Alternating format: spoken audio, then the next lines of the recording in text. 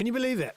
It is, I don't know, it's not cold, but it's pouring with rain out there. Yes, Los Angeles is raining. It is raining. God bless it. What's so interesting about it is the whole of Los Angeles shuts down when it rains here. Basically, we lost power at the studio on Friday. We didn't have it back on Sunday. I think it eventually came back Sunday. So it was out for like 48 hours, maybe longer. Yeah, nearly 50-something hours. No power because it rained. And then my house lost power as well. So I couldn't even go to the house to film. So what we ended up doing is on Saturday, we filmed with our good friend Christian Kohler. So we rented the Village at 10 o'clock in the morning. We were like, help! And we got hold of the wonderful Tina who manages the Village and said, can we come in and film and live stream? Because we don't have anywhere that has, not only does it not have power, we don't have internet, we don't have anything. It was quite funny. And all because it rained. Yeah.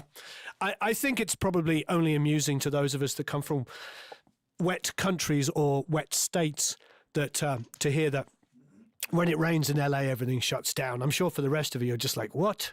Oh yeah, it's bad hair day. I look cold. It is cold. That's what's so crazy as well. I've been here too long. Und du? Wie geht's? But yeah, it's all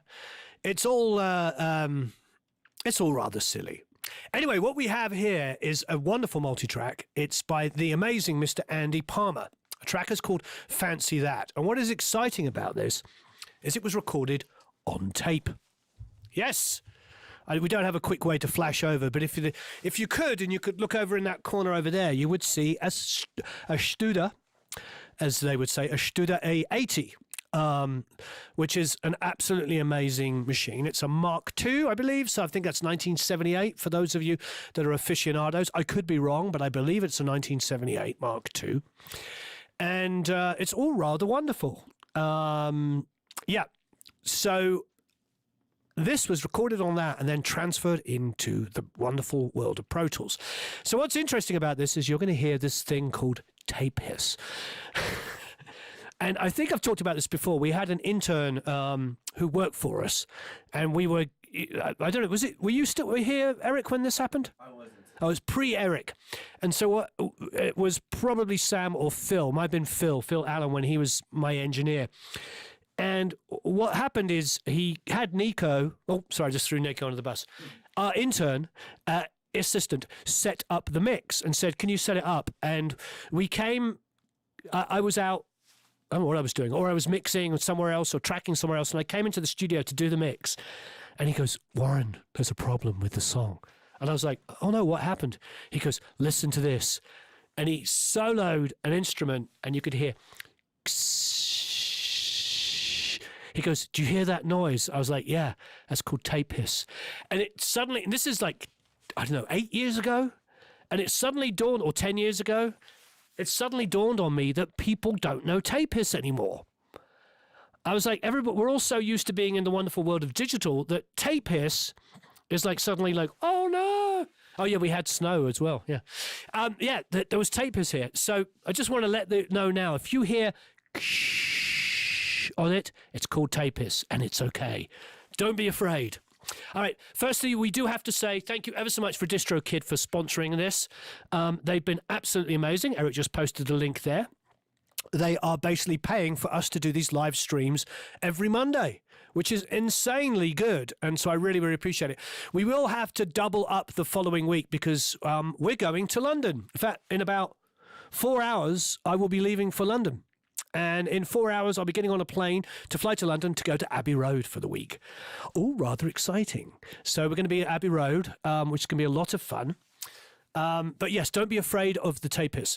So I think next week we won't be live streaming unless I can figure out how to do it while we're in London. If we can, I just don't think I'm going to be at a studio on the Monday.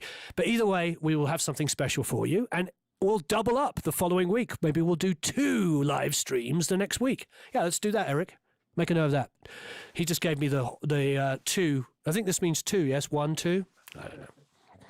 1, 2 if you've only got 2 fingers. Or peace. Don't do it the other way around if you're British. You know what I mean. Anyway, so Distrokid, thank you ever so much. What we love about Distrokid is they basically come up with a system which works for the guys and girls like us.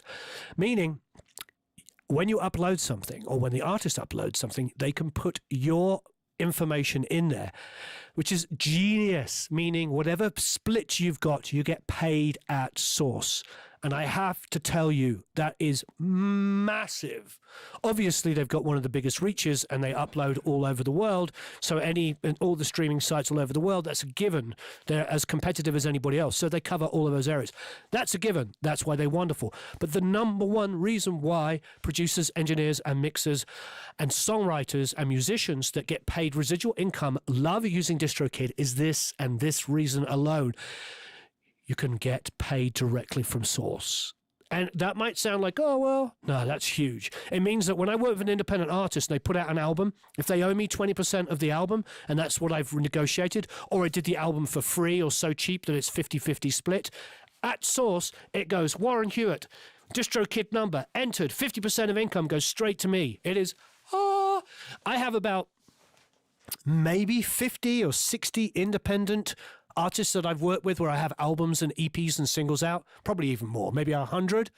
And of those, the only ones that pay me is Katie Laurel.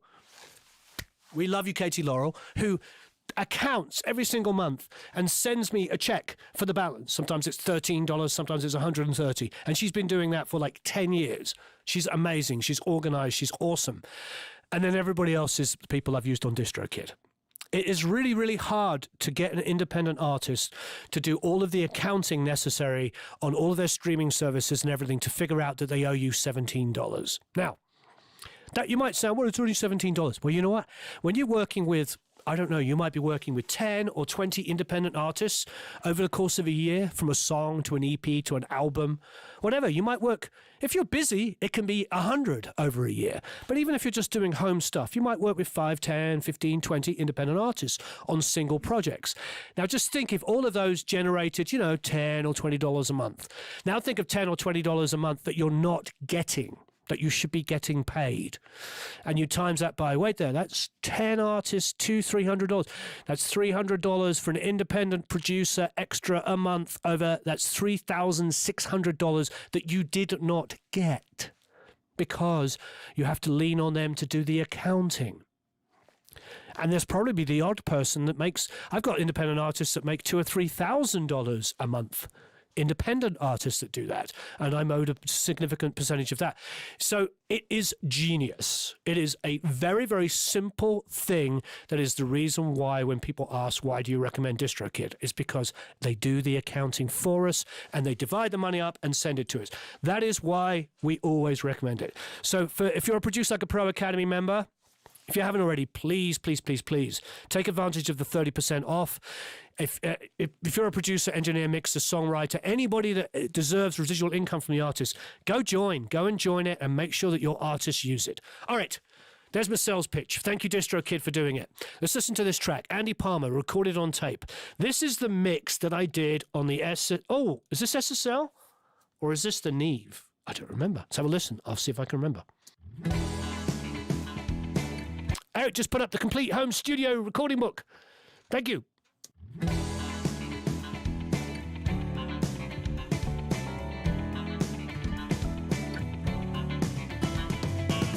Fancy young man walking down the street. Said, there's a woman I love to meet. So, penny for your thoughts. You look like my type. She said, hold out your wallet, boy. You'll do just fine.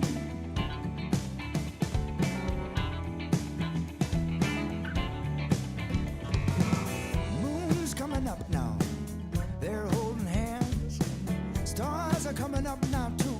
Looking like a little romance. Bought wine and roses just for the show. She said, don't rush me, honey. Let's take it slow.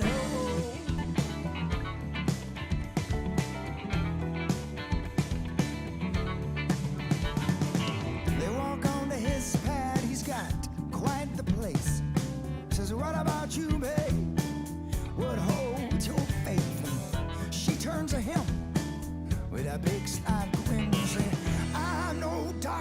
son, but I rake it in.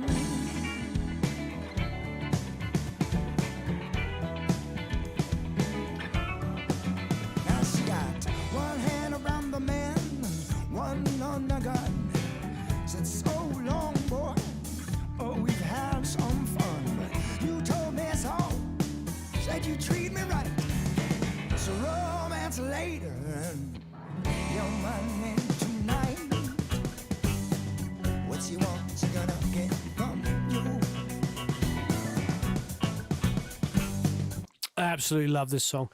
So those of you that know Andy Palmer as an artist, Andy is like a folk artist, acoustic guitar, vocal artist, and the album that we did is like all kinds of, you know, some of it's like acoustic only, some of it's acoustic and stand-up bass, some of it has, you know, electric, some of it has drums and stuff like that. So it's very, very eclectic, like all great, you know, artists. He stretches his wings in lots of different ways. And this one, even though he's a folk artist, we gave it kind of a meters kind of funk groove because I love that. Have a listen to this. Said, so long, boy, oh, we've had some fun. Your money tonight. I mean, this is so meters. Your money tonight. What you want, you gonna get from you. What you want, she's gonna get from you. Absolutely. Yeah, he's from Denver. He's absolutely amazing. Yeah, any of you like John Martin fans? You know, he was like a folk guitar player and like an absolutely phenomenal musician. And to me, I see Andy like that, kind of a cross between kind of John Martin and Tom Waits, to be honest. Some of his stuff is very, very dark, kind of like stand-up bass, acoustic guitar, because he was a public defender. So he's a public defender, and he was out in New York defending people from Rikers Island, and absolutely amazing. You know, absolutely amazing. Tonight. What you want, you gonna get from you. But like all good artists, especially like folk kind of roots artists like him, they push the boundaries. Sometimes they're doing an acoustic guitar thing. Sometimes they're doing some stuff like that. And it was, you know, I challenged him. I was like, let's make this one like kind of a meters, funky kind of thing and take you out of your element. So check him out. He's an amazing artist, Andy Palmer. Really superb artist. Anyway, so we did load in a whole ton of samples that were stock. In those days when I was mixing, I would finish an album like this and I would have my guys, you know, mix, you know, put in a whole bunch of the generic samples that I would use, and they would sit there and place them all in. It doesn't mean that A, you have to use them, and B, they were really being that used very heavily. I think there's a little tiny bit of a kick attack off the PR kick on this that you hear, but essentially we should be able to build up something, you know, pretty darn good from the drums. The drums were recorded in my old studio, so let's go through and listen to those. So what I did with the rack and floor, I already basically removed a lot of the bleed between it, so that solved a lot of your work for you. This is what I would send any major mixer to mix. So what you're going to get is what, you know, Mark Ender or Michael Brower would get if I sent it to them. So let's just there's the cymbal mic down there. We can solo everything and you'll get to hear it all. There's close rooms, far rooms. This is all the drum mics just going live. I love that room. I miss this room so much. The room mics are pretty loud, but listen to this.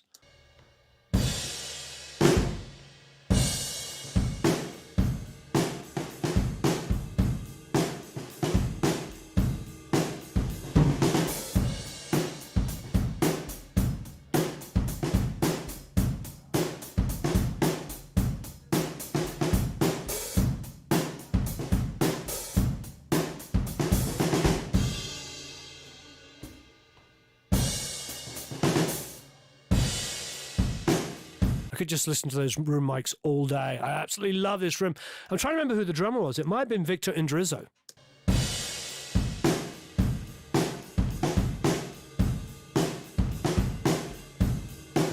I don't think there's a tambourine on the hats, from what I remember. Let's Let's solo the hats.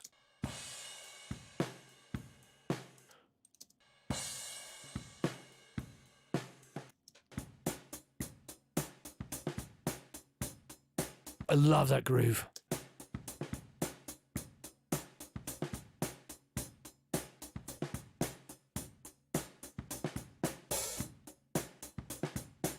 No, this is not gridded.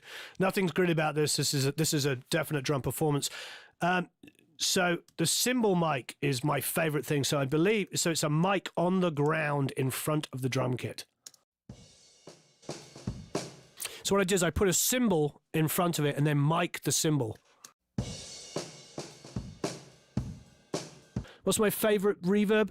It depends. Obviously, the Abbey Road ones take some beating. It really depends on how much you want to spend, but the Abbey Road reverbs are pretty amazing.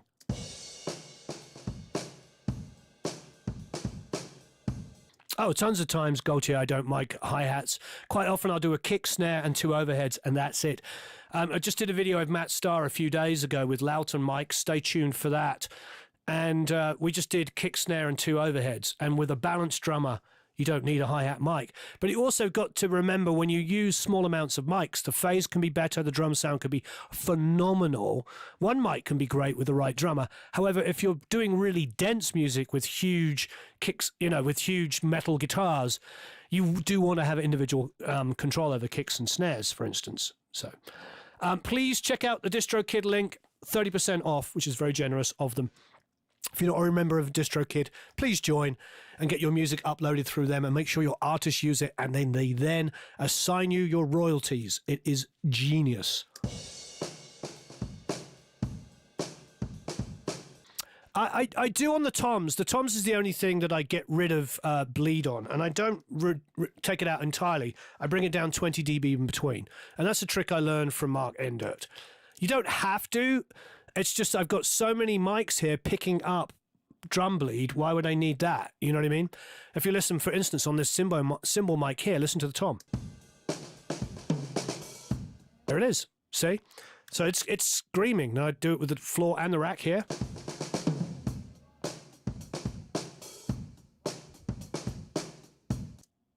And here. So I've got that. And then, of course, I've got my room mics. Whoops. And then I've got my room mics here. And here.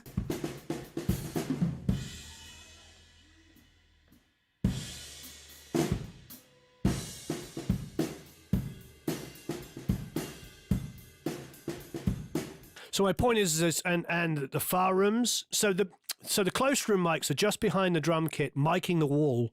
And I used a pair of very inexpensive Audix microphones. Remember those? Just Audix, large diaphragms. And then the far rooms underneath are just a pair of 57s generically put against the wall.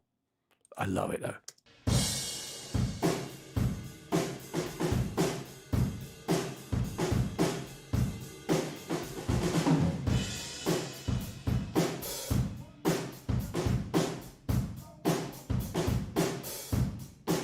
Yeah, so I don't, look, my point is between the overheads, the cymbal mic and the rooms, I don't need the bleed in the toms. I've got enough bleed going on there, so I like to separate out the toms. You can do whichever you like, but I do like the toms to, and I do it manually because it takes about 2 minutes to manually turn down the stuff in between and about 10 minutes to figure out how to get the gate to trigger properly.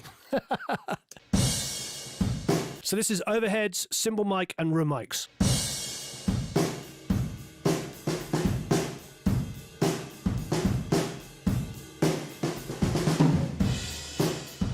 So a great drummer in a great room, and that's the drum sound you get. There's a talkback mic here as well, which was just, I think, the cheapest possible mic thrown in the middle of the room. Again, there's tons of samples in here that were just added just because that's what my guys would do for me. They would add in all the samples. You don't have to use them. There wasn't really any used in the mix, but they're there and feel free to use them. So this is a generic Omni mic in the middle of the room for talkback. I mean, that's a drum sound on its own. Anybody here that's into sampling and stuff, just steal one of these and write a new track over it, you know. Listen to that groove. I think that is Victor and Drizzo.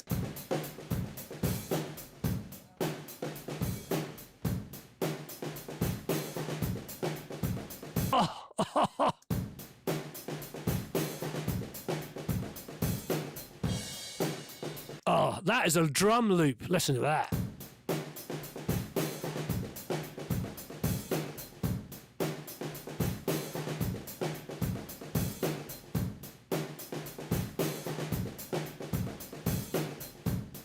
I mean, come on. If you can't write a good track over that.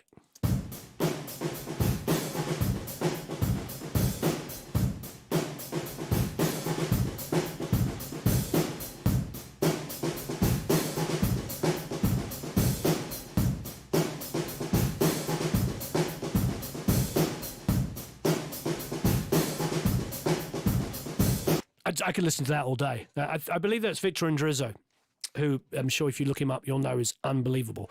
Okay, so there is a ton of samples that you can use there. There's there. Like I said, I probably didn't use any or many but what I would do, and this is true of all mixers, they have their guys set it up so you have a choice. So if I want to add a little bit of something in there, it's there. So let's set up a quick mix. So here's the kicks. Let's listen to the kicks. Really nice. So the kick in was actually a D12, just an AKG D12. The kick out is a Sennheiser 602, which is a wonderful outside kick mic. Oh yeah, please hit the like button. And please hit the like button, and we'll do a giveaway of a 1-year membership to the Academy any minute. So here's the kick out, Sennheiser 602.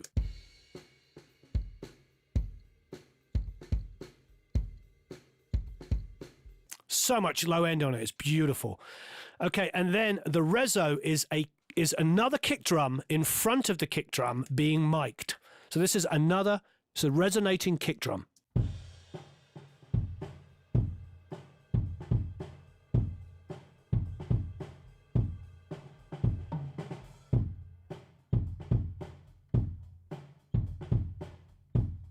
Thank you for hitting that like button. Please hit the like button. It does let other people know. And if you could share it, other people will know we're doing this. Thank you. I'm glad you enjoy the Valentina, the live streams. Don't forget to download these multi-tracks. And of course, please join up for Distrokid. They have sponsored this and they're paying Eric's wages. Woohoo! He's happy. No, so the resonator kick drum has 2 heads. And it was, I don't know where it is. It's my marching drum kick drum. Do you know where that is? Is it in storage? The black and gold one? It's in storage. It's a Ludwig marching drum one, and that's my resonator.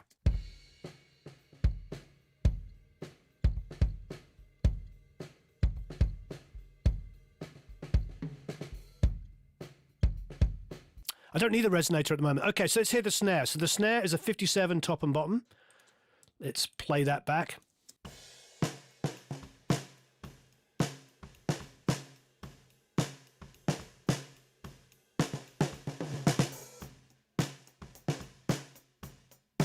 Put those two together, see what we got.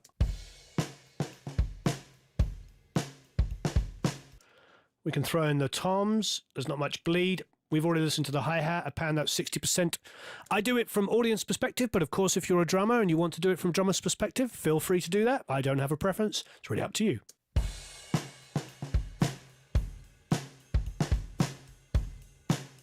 Throw in the overheads because of course the overheads are going to have that ride cymbal that he's playing.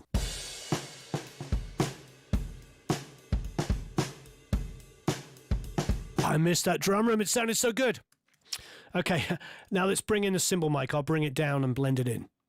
So this is the mono cymbal mic that's on the floor. I believe it was mic'd. At one stage, we used an Altec salt shaker, but I don't think this is the Altec. I think this is one of those entry model kind of TLM something or others, you know, one of the Neumanns.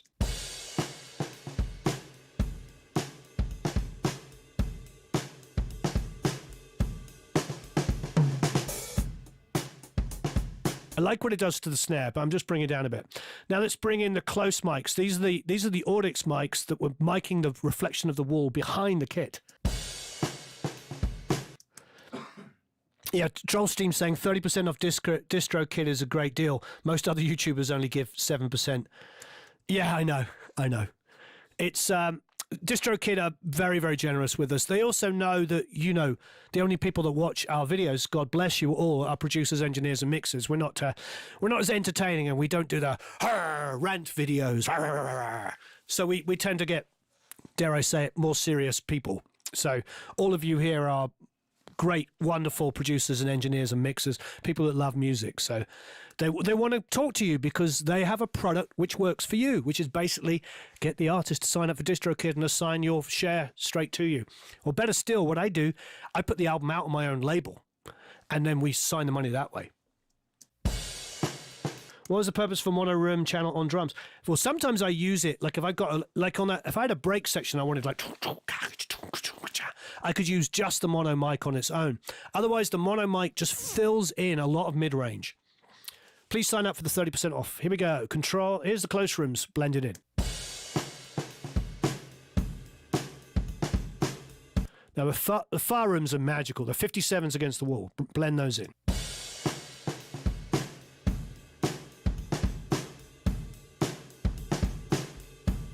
Now, the talkback mic, which is just generically in the middle of the room.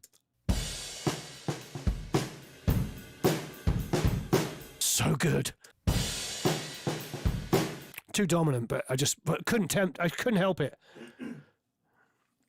Okay.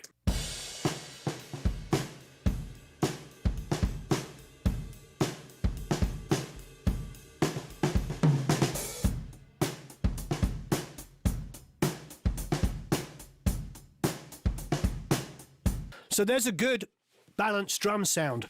It's a great room, a great drummer, and that's through a combination of my API console and some BAE. It's my old API 20 channel, which I had 12 channels of 312s on it, and then I had the rest of it were BAE Neve channels. So really great.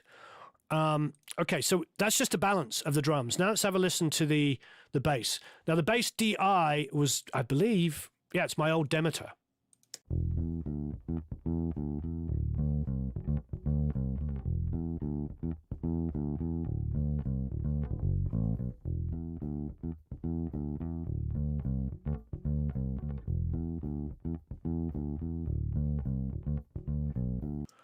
And then there's the bass mic, which, to the best of my knowledge, was a TLM, or it may have been a U87. And is this Dan Rothschild? I can't remember who played bass on this. That's terrible. I can't remember. Anyway, a wonderful bass player. Maybe it was John Button. But, you know, he's with The Who, obviously, now. Dan's with Huart. But it's a flip top. You can hear the kind of smaller flip top mid-range.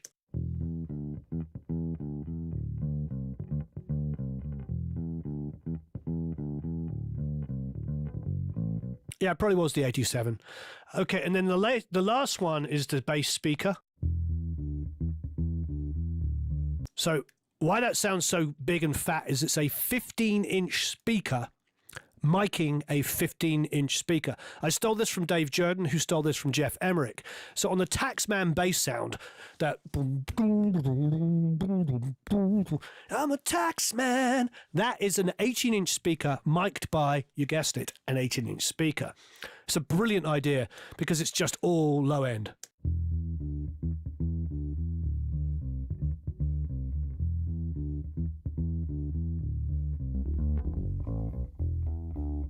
There's a phase issue going on with that bass mic, it's knocking the other two out.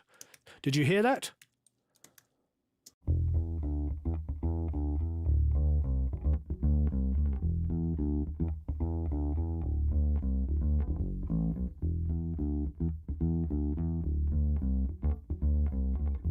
Although, you see, it looks like the phase is pretty good, but it's not. So let's just do some finagling. Actually, it doesn't look good at all. So we're going to take the bass speaker and make that our point. So if you look here, what I'm doing is I'm going to delay that so this and this match. Does that make sense to anybody? If you don't understand, I'll talk about it multiple times. So now I'm going to go into samples and it's 217 behind. So I'm actually going to delay that. So I'm going to go and grab delay. Now you can move this if you like. I don't ever move it. I just use a plugin. You can use whatever plugin you like, whatever fancy thing. But now I'm going to make this move back 217 samples. And then this one I'm going to move back, which is the bass mic to the speaker, 111 samples. So I'll copy this down and make this one 111.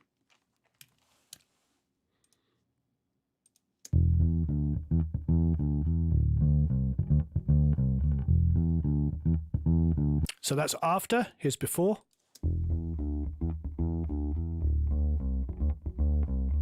And here's with.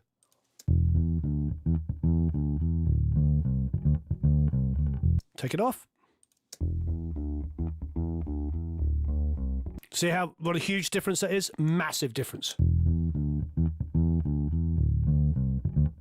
Cool. So now I'm just going to create a group. Let's call this bass. I mean, honestly, I've heard mixed records that have worse bass tones than that. So just getting the phase aligned makes a huge, huge difference, aligning the phase. Now, if we listen to the drum mix we just created, which is all of this, throw in the bass, this is what we get.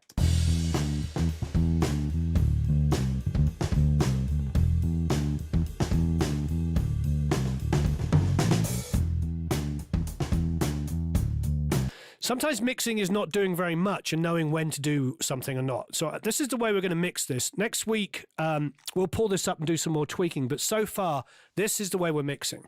I want this to be the most natural in-the-box mix, the least amount of work we can do to make this sound great, rather than going absolutely nuts.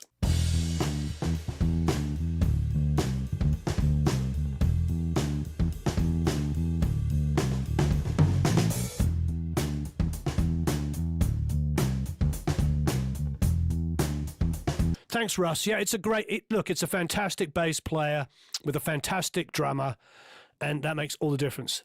Now, the acoustic, I believe, is being recorded by my U48. So, we used a cheap mic on it. All right, here's the acoustic. And is it doubled because of effects? Okay, so for those of you that are looking at this, you don't need both of these. That's just doubled because of effects. So maybe what would happen is we had detuned. I don't remember if it's the P bass. It probably is the P bass. But if it's Dan, it's probably a P bass with a jazz pickup added to it or something. I think he has a 74. Weighs a ton. So here's the acoustic.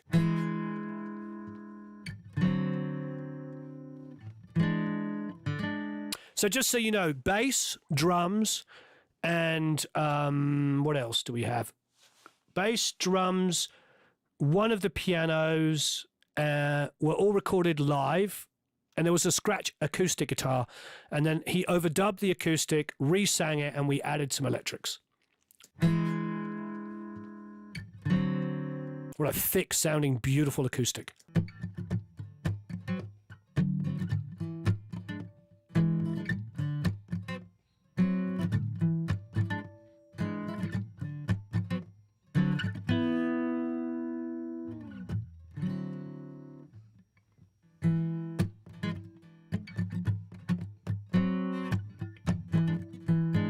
Throw in the bass so you get an idea of what it's doing. On its own, you're like, what is this?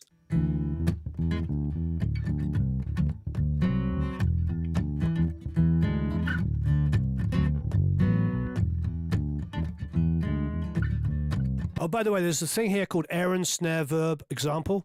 We didn't use that. We don't even know what it is. It's completely blank. I think Eric just wanted to add it to confuse us, because I was like, what is this? So it's completely blank. So if you want, you can just delete that out, because it does not mean diddly squat. I'm just lining up the tom samples, which we may or may not use. I've muted them, but they're in there if we want them. Okay.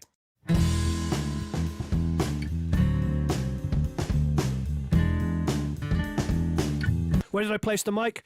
That mic is actually on between the 12th and 14th fret. On the small diaphragms, could you grab me an acoustic guitar, please, Signor? And also a microphone. Any mic will do. Bonk. Bonk. So this is a Nashville tuning he picked up here, which is out of tune, but it doesn't need to be in tune for the purpose.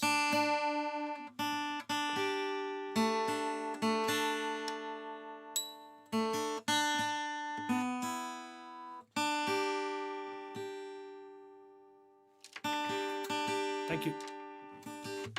And he grabbed a cheap mic, AKG D19, the Beatles mic. It's like $750 these now. Anyway, so for small diaphragms, I would always mic it here on the lower part of the body. If it's a cutaway, you can try up the top. But for a large diaphragm, which is what this was, I put it between the 12th and 14th fret here. So 12th and 14th fret. If you haven't got the book, get the book. It's got every single miking technique I've ever used in the history of miking techniques.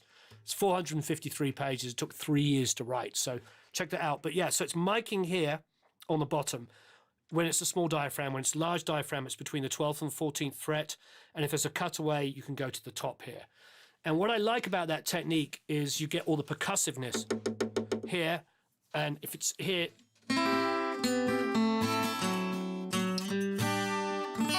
oh, you've got to love Nashville.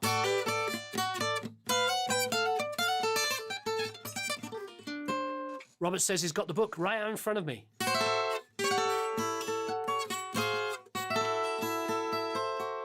Luminous Brent says, send me that cheapo mic. Yeah, that little cheap AKG D19 Beatles mic, yeah.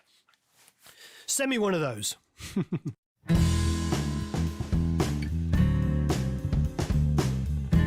So there's the mix of no EQ, no compression, just the way I recorded it.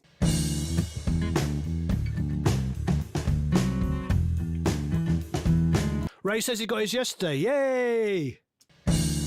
Andy just walked out of Guitar Center with nothing. Nita says, this apartment isn't conducive to playing or miking an acoustic guitar properly. Sorry about that.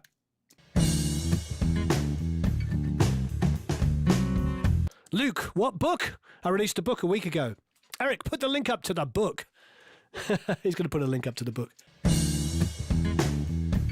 So now we have some electric guitars. Again, this has been duplicated. It does not need to be duplicated. So why don't we make a decision on the acoustic? Let's put the acoustic over about 20%, 30% to the right. And let's take the electric and do the same. I'm not listening to what we did before. I'll go about 40. Let's go 40-40. So here's the electric.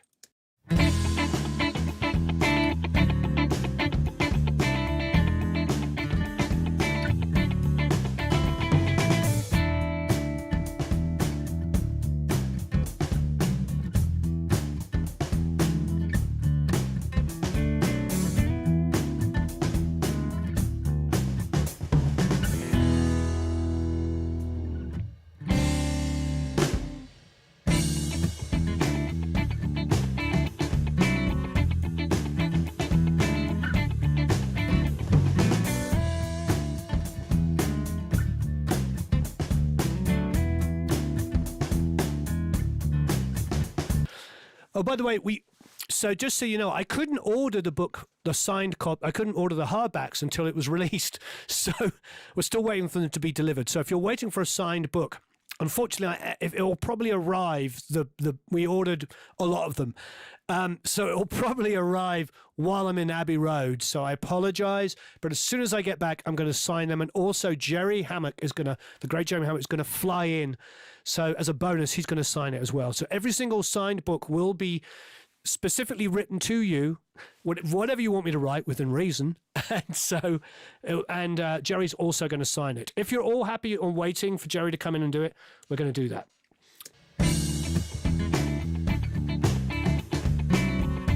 So this is no EQ, no compression. This is just a balance mix, all about making a balance. Now I'm going to throw in the B3. This was played, I believe, by the rather amazing Mr. Zach. Yeah, this is Zach on Zach Ray who's with who's he playing with now? He was playing with Niles Barkley. Then he's playing with Postal Service. What are they called? Death Cab for Cutie. So an amazing player. This is Death Cab for Cutie's organ player.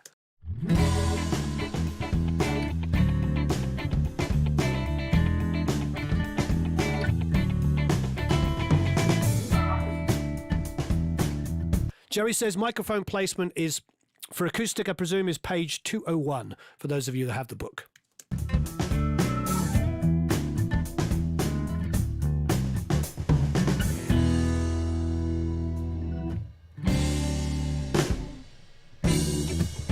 Now, the good thing about not compressing the Hammond is the interplay between all the musicians. So far, I feel like all I really want to do is make sure there's not excessive low end on the bass guitar, like clean up some of the low end, get a little bit more low end on the kick, brighten the snare a little bit, and cut out a little bit of the low mids from the drums in general. Digital copy will be coming on Kindle. It just takes a long time to get all of that stuff done. And we are doing an audio book. I'll start it when I get to the new studio. What? Who said that?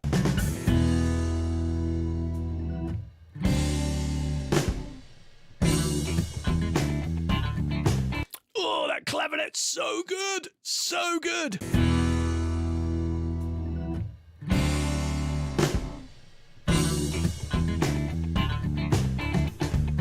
Yeah, baby. How good is that clavinet? I'm just going to... What we should do? We should do clavinet drums. Let's have some fun. Who wants to have some fun? I want to have some fun. And just remember, we're dealing with some of the best musicians in the world here. I mean, Zach Ray is insane how talented he is.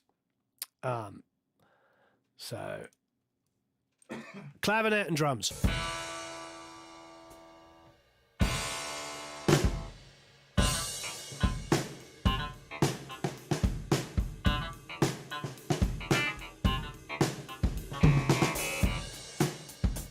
So good.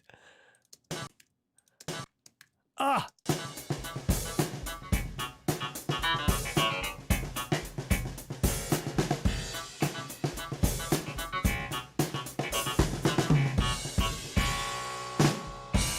All right, we've got to throw in the bass, haven't we?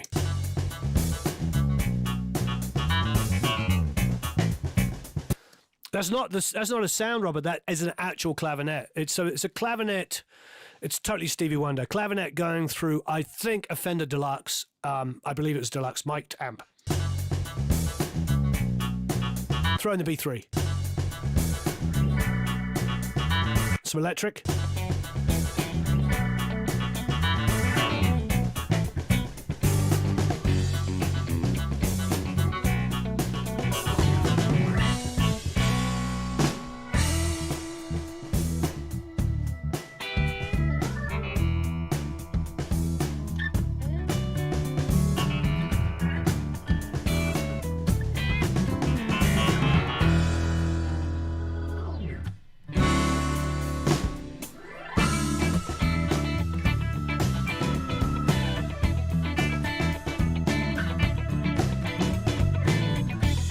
Gets better though. We have a whirly as well. Woohoo! Also played by the great Zach Ray.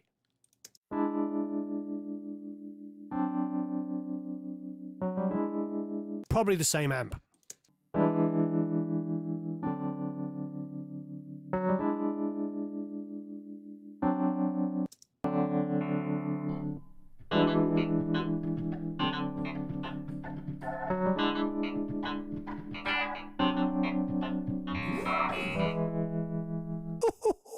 How good is that? All right. And by no means least, last but no means least, a real piano. Now, I believe this is my Baldwin. This is my, I used to have a concert grand Baldwin.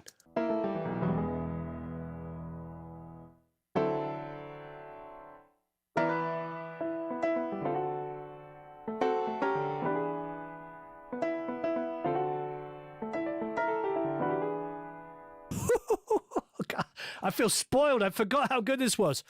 Mr. Zach Ray, unbelievable musician. Like I said, look him up. It's Z or Z for the Americans. Z-A-C. Last name is R-A-E. What a player.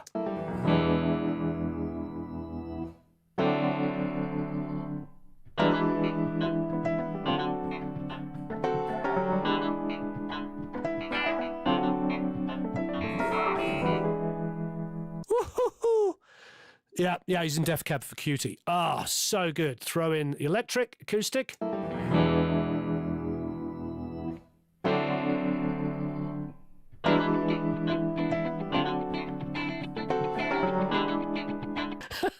This song should come with a waterbed and shag carpet.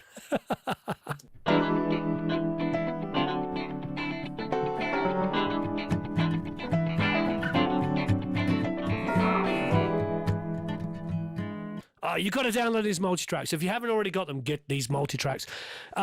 Lovely ladies and gentlemen, this week coming up, we will make sure. Well, I'm not going to be doing it. Who's doing this week's Friday Feedback Friday? Eric, is it? Manny. Manny's doing this Friday, and then who's doing the follow? Joe. See, Manny for this, and then next will be Joe. Yeah, and Joe Carell's doing that. So if you get your mixes in and Eric chooses them, Joe Carell could be reviewing the mix of these songs. You don't get much better than Joe. He's unbelievable talent.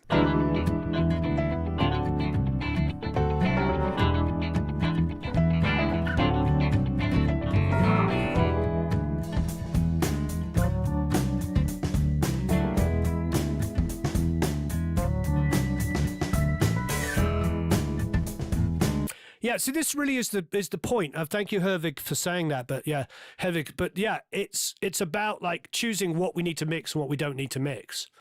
So far, I'm thinking omni-channel, Shep's omni-channel on the kick, get a bit more oomph behind it, bit of brightness on that snare, doing some high passing on some of the instruments just to make sure there's not too much low end build up.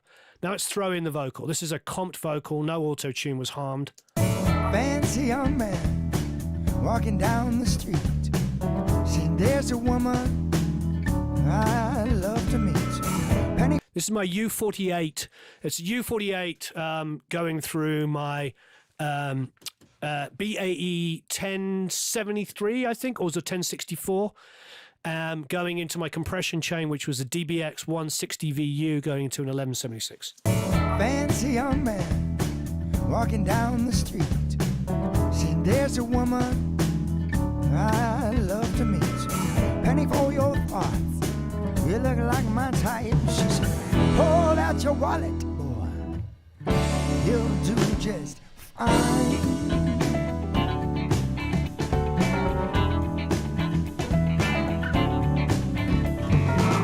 Moon's coming up now, they're holding hands.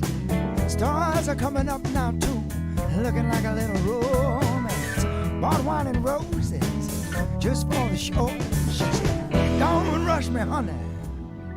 Let's take it slow. Yeah, I'm loving it. So to me, it's just getting those drums to be just a bit snappier when they need to be. Now, there is an Echoplex print here, which is my old Echoplex, which used to sit over there. I'm pointing to it as though it was there, but it's not. I could pretend that it is, but it isn't. Where is it? It's right over here. That's over there. Right on top of the Marshall. Oh, on top of the Marshall. Moon's coming up now. They're holding hands. So this is what the Echoplex sounds like. Moon's coming. There's a million plugins out there, but nothing sounds like this. Because it's just, you don't hear any tape hiss. Wait until you download the multitracks, you'll hear it. Moon's coming up now. Oh, Patrick says he's picturing a opening of a 70s movie starring Isaac Hayes. Oh, now you're talking my language. Moon's coming up now. They're holding hands. Stars are coming up now too, looking like a little romance. Bought wine and roses just for the show. Don't rush me, honey. Let's take it slow. God, Andy, you're so talented. The musicians playing on this are phenomenal. Now, of course, I just want to call him up and say, let's do another record. So good. Let's take it slow.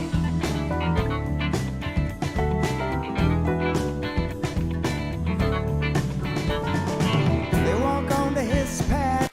Most of the Clavinet's going through a Fender Deluxe. The Whirly's going through a Fender Deluxe 65. The piano is mic'd. I did do some editing. There was a couple of fades, so you won't hear much of the room in it. The piano's mic'd, and the organ is mic'd because the organ's a B3. So I mic'd it with probably a couple of 57s on the top, and then maybe an RE20 on the bottom, or some kind of low-endy, usually an RE20. Typical stuff. The stuff that most people do.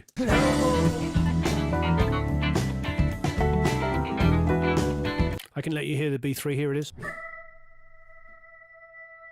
You can hear the pedal coming on and off. You can tell when it's real because of all that stuff. Hear that there?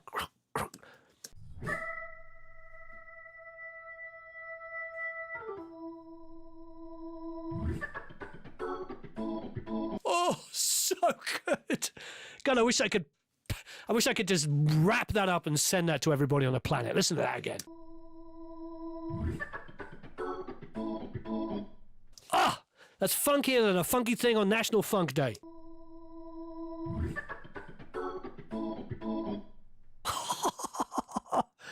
Dang! Let's throw in the bass. I just got to hear what it's doing.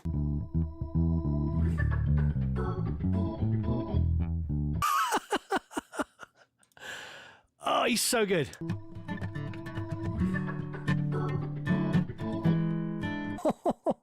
Put in the clavinet.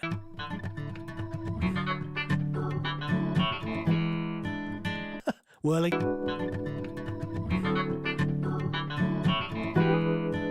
Piano.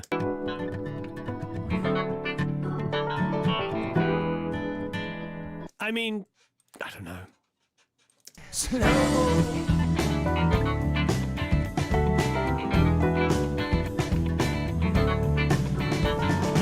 They walk onto his pad, he's got quite the place.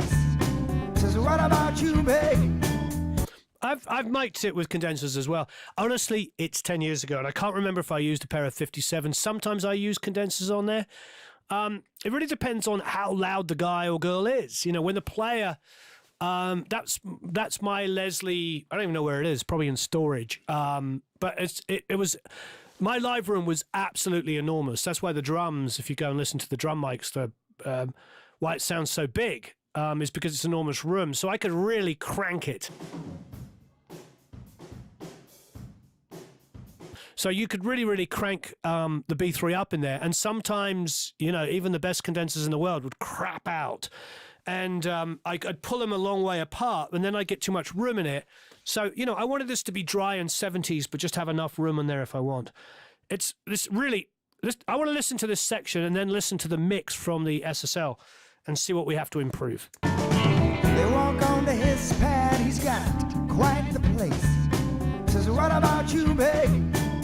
Would hold your faith. She turns to him with a big side grin, saying, I'm no doctor, son, but I rake it in.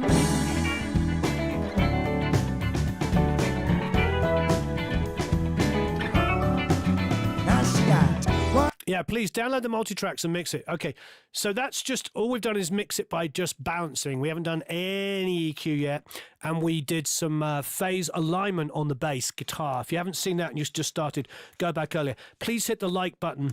I'm going to use the bathroom and take a bathroom break, and Eric is going to tell you a joke. Aren't you? Download the Multitracks here. They walk onto his, So here's the SSL mix. they walk onto his pad, he's got quite the place. Says, what about you, babe? Would hold your faith. She turns to him with a big side grin, saying, I'm no doctor. So I like that. It's very safe, isn't it? It's nice that the guitar's more panned and a little thinner, but it sounds a little face. We've got a thicker, more rocking mix here. I think I prefer where we're at now. If we can get the drums to kind of hit a bit more, I don't know. It's pretty tasty. And as Tom says, there's a giveaway. So why don't we do the giveaway? So this is for a 1-year membership to the Produce Like a Pro Academy. If you're already a member, you get an extended year. If you're a lifetime member, you can choose any Pro Mix Academy course that you like. There's a Daryl Thorpe one that just came out, by the way. It's pretty amazing. 3 mixes. 3 completely different genres that he mixed. Definitely worth getting. It was 12 hours of tuition. An amazing mixing course. If you haven't got it already, please do. If you're a Plap Academy member, of course, you get 25% off. What was I going to say? What do we want to know? What's your favorite what? Who's your favorite drummer? And if you don't have a favorite drummer, say I don't have a favorite drummer. But who is your favorite drummer? Talking to drummers. All right, Eric, you're up. Answers on the postcard. No, please tell us. What is your favorite drummer? Eric's going to tell you the funniest joke you've ever heard in your entire life. Oh yeah, that's for sure. Hello everyone, I'm back and ready for work. Not much sick, just a little sick, but I'm good. Good to go. Yeah, throwing me in Just throwing me out there. A joke. Yes, joke. Here, hopefully you guys enjoy this. How do farmers party? How do farmers party? Oh, wait. I'm not going to be able to... You guys are doing the giveaway. How am I going to see your answers for the joke when with the answers for the giveaway? Ugh.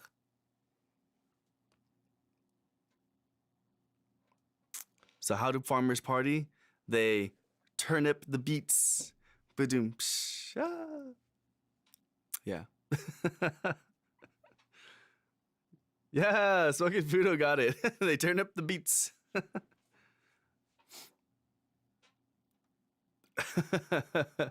Joke answers only.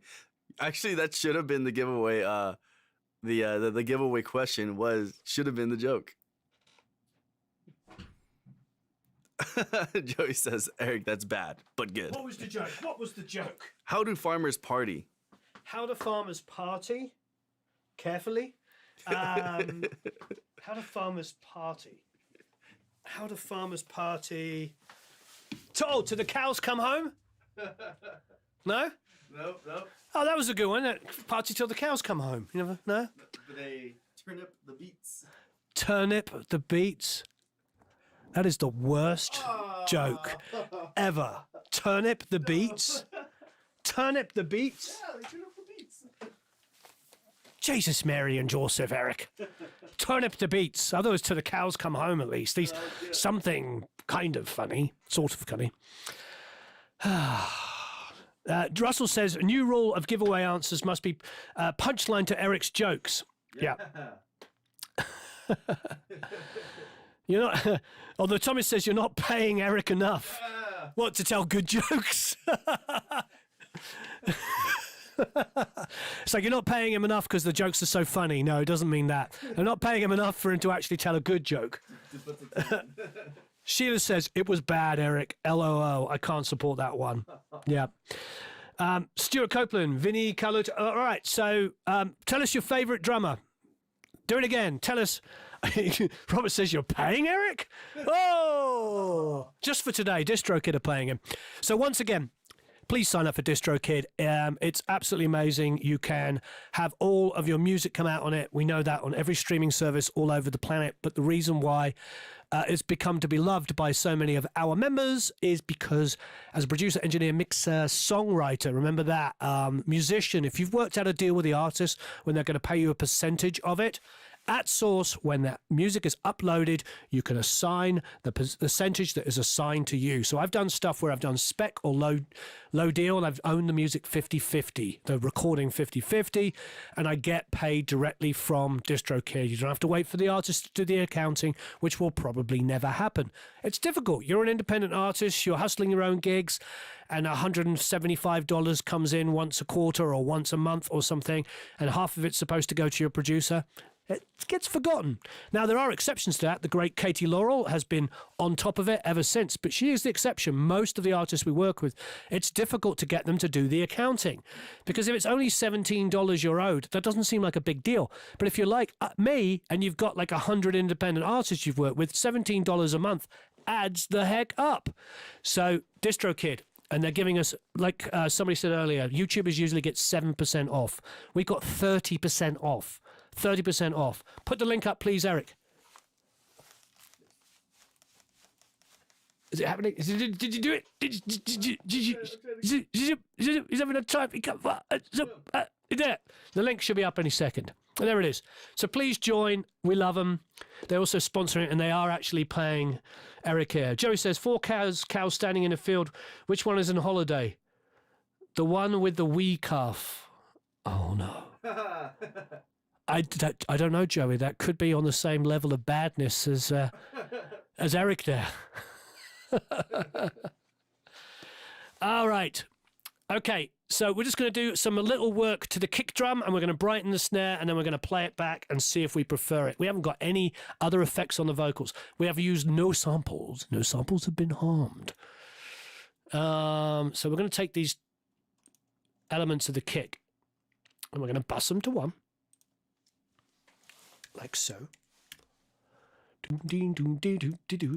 Download these multi-tracks.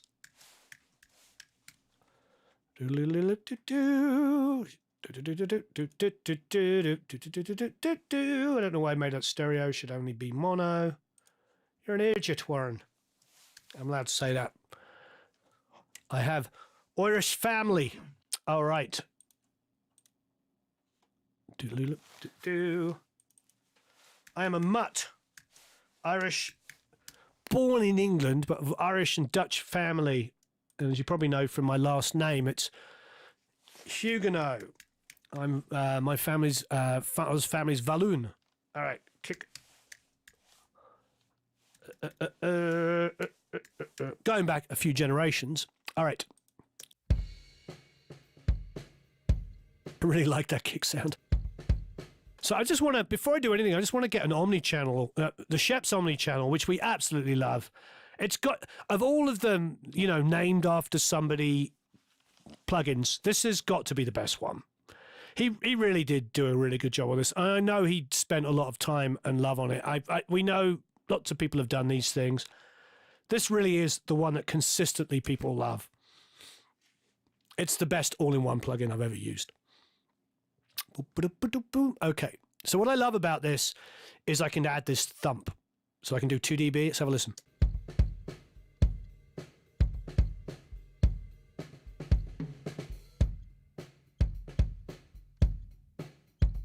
Let's do 4 dB.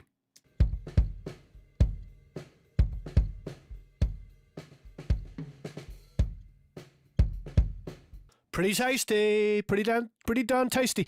So I also like that he defaults his frequencies to usable areas. And one of those, of course, is the fact that he defaults to 350, which is my chosen frequency to pull out of drums. So let's just pull some of that out of the kick.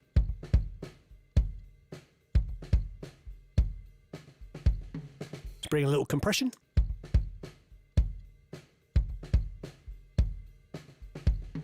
Little spankiness. Ah, thank you, Gorgia. Let's drop that into the mix.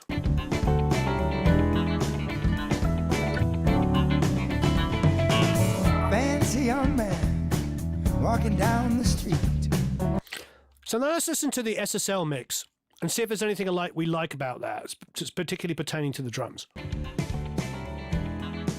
There's a little pap, pap, pap on that snare. Produce like a farmer and turn up the beats. Ha ha!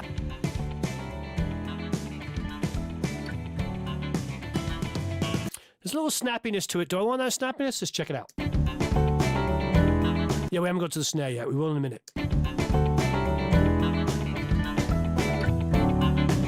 I find if somebody gives me MIDI drums, I'm just spending the whole time trying to figure out how to rough them up a bit, adding distortion. One of the best things to do with programmed lifeless drums is to add dirty, distorted delays that are out of time. So you get a little bit of roughness, because what happens when everything is so perfect and gridded, like like this is not gridded, this is recorded on tape. But if it was gridded and recorded on tape and somebody gave it to me, I'd be sitting there thinking, how do I make this sound like a human being played? And short of going in and messing up every single beat, and trust me, I've done it, sit there and try to rough things up, putting a slightly out of time delay, which is very distorted and dark, makes everything feel a little thicker. So that's what I often do. In this instance, we don't need to do that. But let's have a listen to the kick again and see if we can add some slap.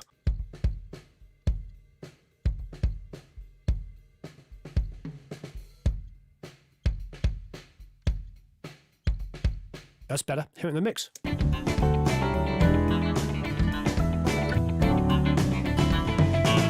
Fancy young man. Now he's got this shelving down here at 90, so let's go down about 60 and even add a bit more lows in there.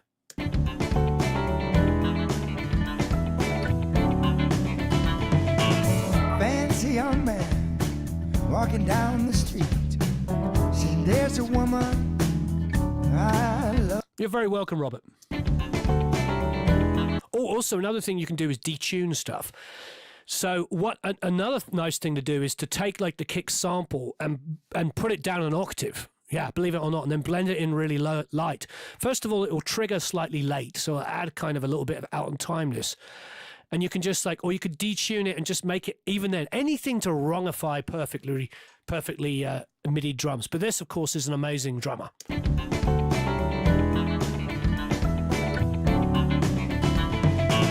Fancy young man walking down the street. See, there's a I think that's already better than the other mix. Okay, so now let's get the snare and do the same thing. We'll use bus 2. Dum dum dum dum dum. So this is going to be our snare bus, snare sub, snare auxiliary, whatever you want to call it. Everybody always asks me what the difference is, and I'm like, there is no difference. So that's why I call it the sub bus auxiliary.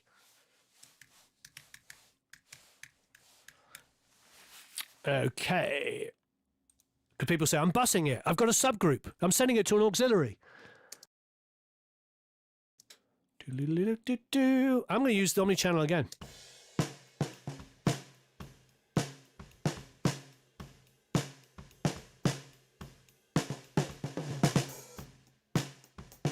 All right, bye, Anita. Anita says she's going to get her daughter ready for school.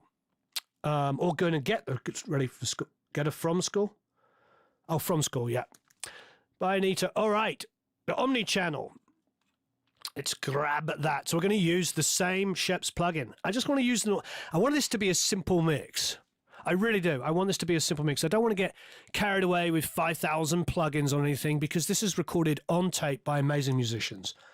So why the heck would I want to do all of this, 55,000 different things? If this was being mixed on a console, first of all, it's recorded the way I want to hear it. This is recorded through a console, an API, with some additional BAE Neve style pre's, and that's it. So why would I want to do anything else? So let's do a bit of high passing.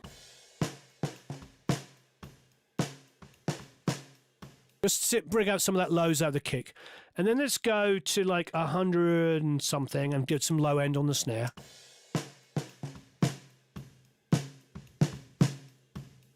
Nice.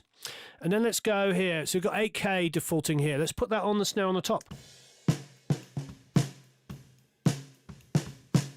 Nice idea. Rob is saying, would you mult MIDI drums to different auxiliaries? Yeah, I'd create like 3 or 4 different pairs and do different things to them, like detune one, distort another with some delay on it, maybe some slightly out-tuned pitch changing. I would do anything you can to randomize things and then blend it up really quietly underneath, and it would really help.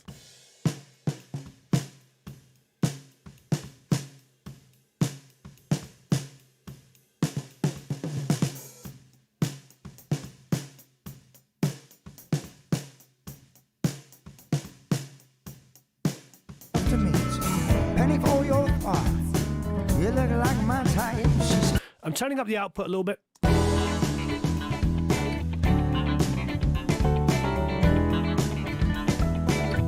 Look at that spankiness on that snare now. Woohoo!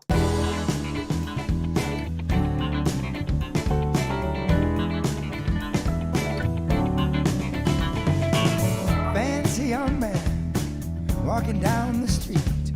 I don't know. I think it already sounds better than the SSL mix. Sorry, I just do. So we've got 2 plugins, 2 instances. Everything else has been balanced. No samples were harmed in the use of this at all. You have all the samples if you need them, but without the samples, this is what we got.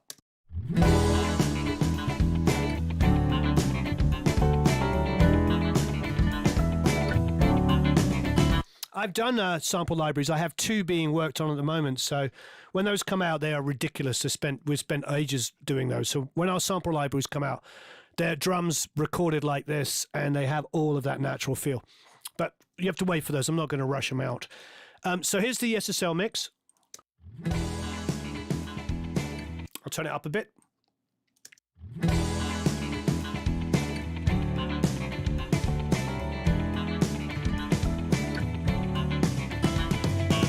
Fancy young man walking down the street. See, there's a woman. Cool, sounds good. Now let's listen to our new mix. So much better. It's not as polished, and there's no reverbs on it. Maybe we can snap. It just immediately sounds better.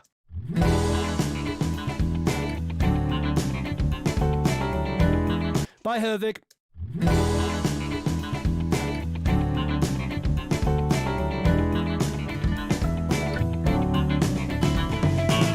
Fancy young man walking down the street. Said, there's a woman I love to meet. Penny for your thoughts. You look like my type. She said, pull out your wallet, boy. You'll do just fine.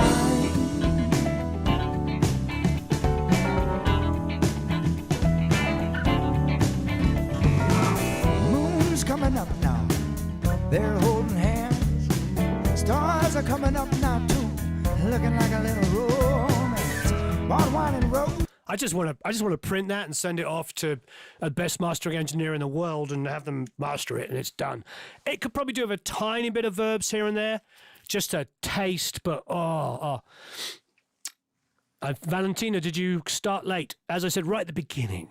So back in the olden days when I would make records, especially when I had 3 studios running. So I had this studio, I also had this studio, and I had where I mixed this, and I also had Harmony, which had a Neve. So in fact, I had 2 rooms in my main studio, an API in one room and Neve in the other. So I had 4 rooms I worked out of, and I'd be doing multiple projects. So what I would do is I'd have my assistants just load up all the drum samples so that if I wanted to have a different snare or kick, I could use it. It's just there in case you wanted it. So that's just a way. So when I would send them off to people to mix, they would get that and they would choose what they wanted. So it's just a way that everything would be output, everything would be available. That's why it's all muted. It wasn't being used. All right, one more time.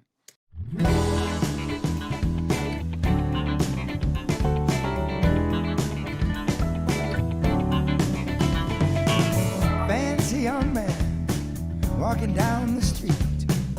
Love it. Please hit that like button. Let's do one more giveaway and let's say thank you ever so much. If you haven't already, please hit the like button. I'd really like it. If you haven't subscribed, please subscribe. Also, you can get the book. We have a book. Eric's about to post it. I'm watching him. He's scrambling. He's worried. He doesn't know where the link is. He doesn't know what to do. He's going to do it. And he highlighted the wrong thing. Oh no! And did it happen? There we go. Yay! So anyway, you can get the book. 3 years in the making. I wrote it with my very good friend, Mr. Jerry Hammock, who, as you probably know, wrote all of those Beatles recordings book, and it is absolutely amazing. So please, if you haven't already, get the book. It's 3 years in the making, and it's about 7,000 years worth of knowledge. We're really, really proud of that book. Both of us. We're talking this morning about it. We're very, very proud. And there's more coming, of course. But it does take a long time to write books like that. 3 years. Anyway, to cut a long story short, I want to say thank you for Distrokid. If you haven't already signed up for Distrokid, we have a 30% off. Most YouTubers, yes, they get 7. We get 30% because they're wonderful. Thank you, Bradley. Please leave us a review on Amazon. We appreciate it. And so, yes, Distrokid are paying for this, and so you can get the Multitracks for free. Download the Multitracks for free. Please hit the like button. Will it take 3 years to read it? I don't know. How slow do you read? My name... Yeah, if you really like that, probably 3 years. No, it's a reference book. You can use it when you want to record violin next. Just look up, how do I record violin? Bang! There it is. How do I record a saxophone? Bang! There it is. How do I do death metal guitars? Bang! There it is. How do I record drums? Dang! 55 different ways of doing it. John says, got the tracks. Awesome. Thank you, Warren. Thank you, John, for downloading. You all rock. Thank you, Distrokid, for sponsoring it. Join us in the Academy. I think 90% of people on here are Academy members. Thank you, all of the Academy members. It's an amazing. Does it help to make a cowbell? Yes, it does. Thank you, everyone. Download the Multitracks. Thank you to Distrokid. You can join up for 30% off. That's 30% off. And yes, there is. You're going to record a string section. Yes, it's in there as well, Cletus. Everything is in there. It is the most comprehensive, up-to-date book on recording.